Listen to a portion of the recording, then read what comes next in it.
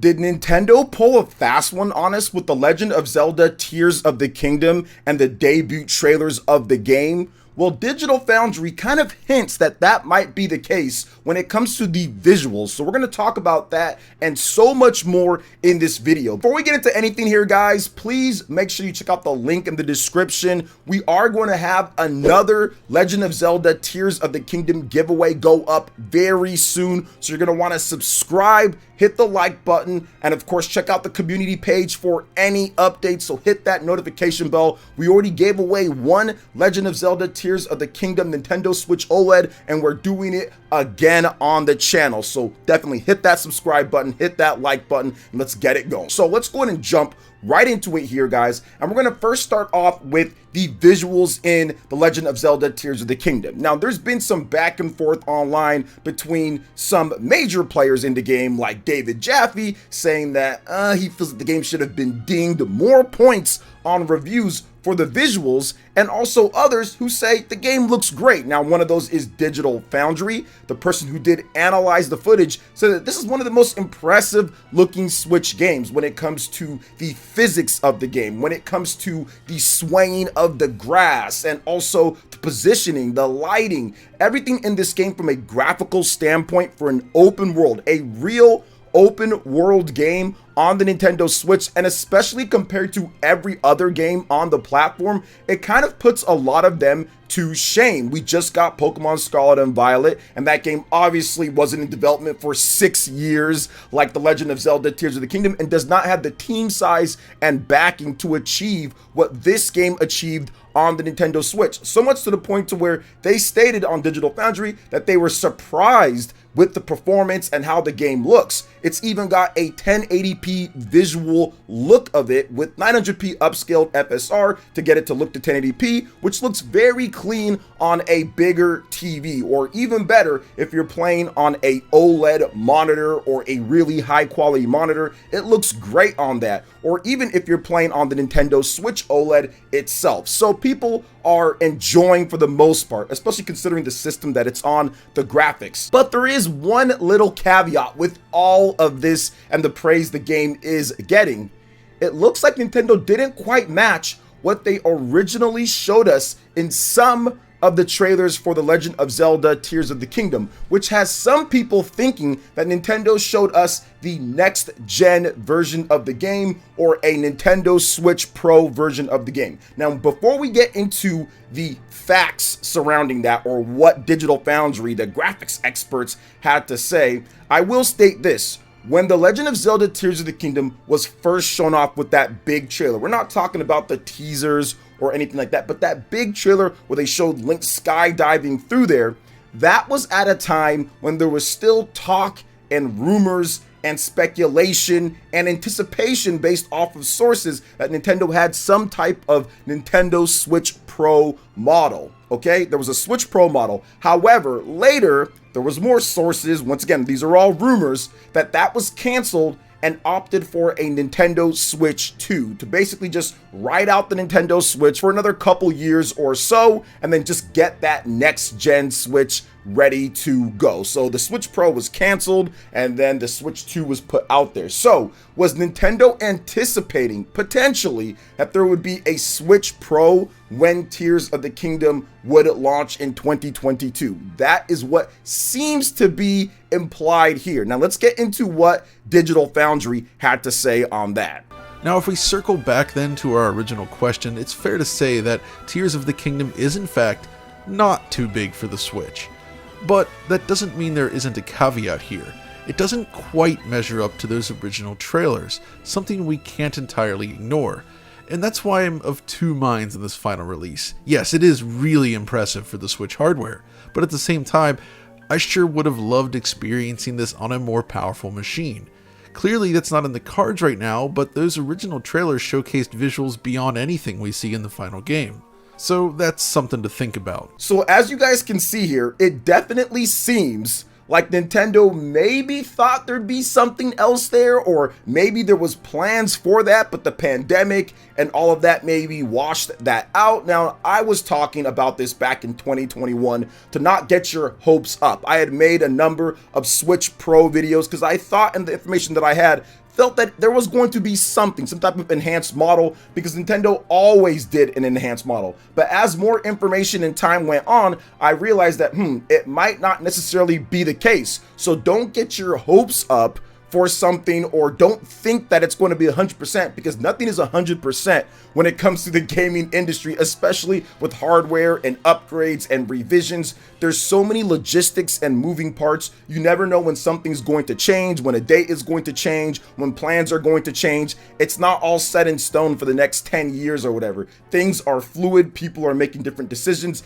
That's just how the business is when it comes down to it. So I was telling people, hey, it could just be a slightly upgraded model, could just be an enhanced display. And what we ended up getting was the Nintendo Switch OLED, which is a upgrade over the version 2 of the Switch. It's got the big battery. It's also got enhanced materials. It seems like it feels better to touch. It's got an enhanced kickstand. It's got better sound quality as well. It's got more memory, and it's got that nice crispy OLED display. So things do look a little bit better, pop, everything's better, but it doesn't have any internals in terms of the graphics changed. Although I will say downloading stuff on there is way faster for some reason. And I've tested it versus my version 2 Switch versus my base Switch. Downloading for some reason is incredibly faster, for me at least, with the Nintendo Switch OLED compared to any of the other models. So not sure if that's just me or whatever the case is. You guys let me know. But it does seem like we might have already seen the next gen version, or the enhanced version of The Legend of Zelda Tears of the Kingdom, running on some type of unknown hardware. So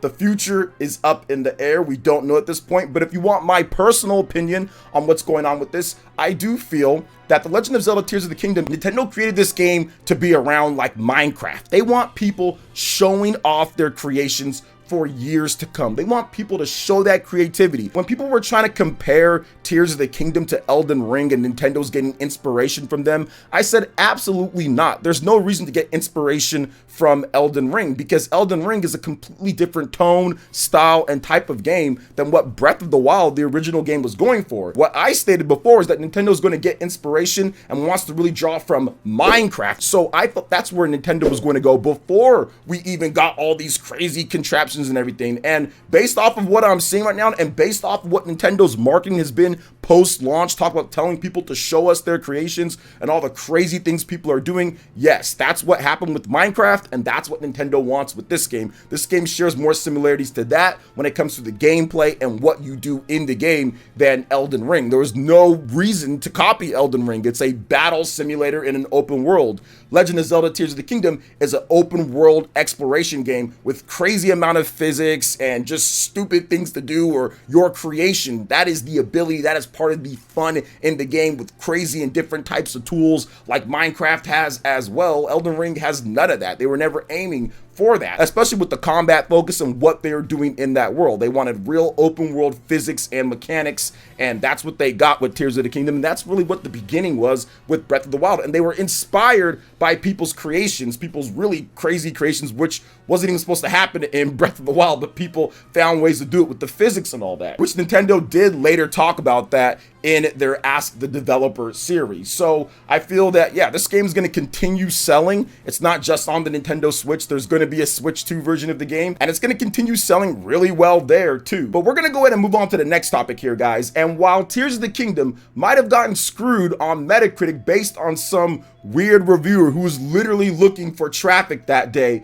that is not the case on OpenCritic, because officially right now at this point, more reviews are still coming in, but right now The Legend of Zelda Tears of the Kingdom is the highest rated game of all time on OpenCritic. Now, OpenCritic is pretty much the alternative to Metacritic. I think that the specifications for qualifying are the same, but it might be a little bit more stringent on OpenCritic, because Metacritic has 80 something reviews plus, and OpenCritic only has 65 reviews in comparison so far. So definitely it seems like the requirements to get in on OpenCritic are a bit tougher. And honestly, OpenCritic to me, which I've talked about OpenCritic before, it's a little bit better in terms of how they look at the game. They have the little mighty different types of ratings there, which is pretty cool to see as well. Critics recommendation on top of top critic average. Then they put out all the different critic reviews right there when you click on it. So it gives a little bit better UI and interface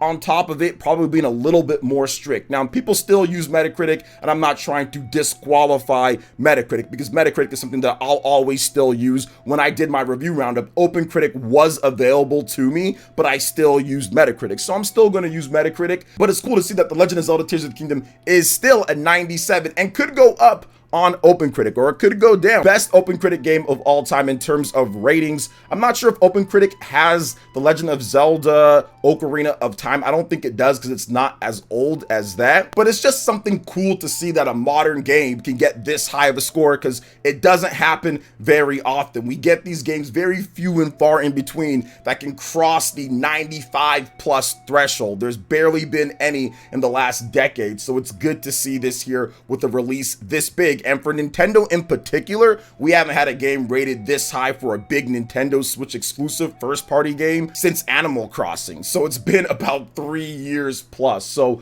awesome stuff there. But we're gonna go ahead and move on to the next topic here, guys. And that is an incredible message that I wanted to highlight, because we all talk about Mr. Aonuma, we all talk about Miyamoto when it comes to The Legend of Zelda. Those are the faces that we associate it with when it comes to its roots and its beginning and who drives the series going forward. And a lot of the times the other people that help make this game are caught in the background, and that's why I like to give a little bit of hype and congratulations to Monolith Soft and also the Ask the Developer team and all that. But there's one guy that I think got some much needed screen time when it comes to the direction of this game and what form and shape it took place, and that is Mr. Hidemaru Fubiyashi. He is the incredible director of The Legend of Zelda Tears of the Kingdom. So while Mr. Aonuma is the producer and he kind of oversees and looks at different things, the director really drives the force and passion of the game. And that was essentially the passing of the torch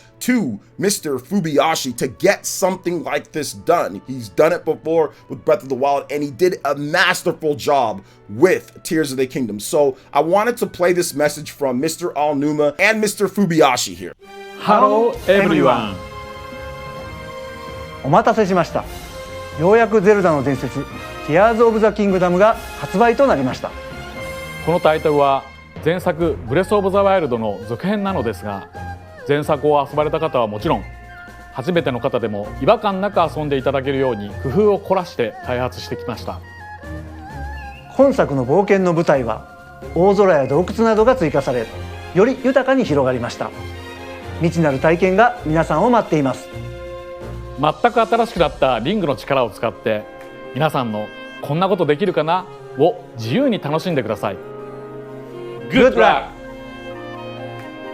Absolutely incredible. Tears of the Kingdom is tearing up the charts and making people cry tears of joy on how good it is. Now, I will have my full impression / review probably in about a week or so. I really want to dig in deep and get some awesome content for you guys and put together my words once I really felt like I've experienced a good chunk or a nice bit of the game. I see a lot of reviews going up from people who've played it for 20 hours or 30 hours, and that's fantastic, or maybe even a bit more. They want to rush to get the review out, and that's fine. But for me, I really want to get in before I give you guys a review. So I'll probably play the game for a number of hours and try to experience quite a bit of things, then put my words together. But let me give you guys just short impressions right now. This game is absolutely spectacular. Once you start playing, you don't want to stop. It literally stops you from doing anything else. I have to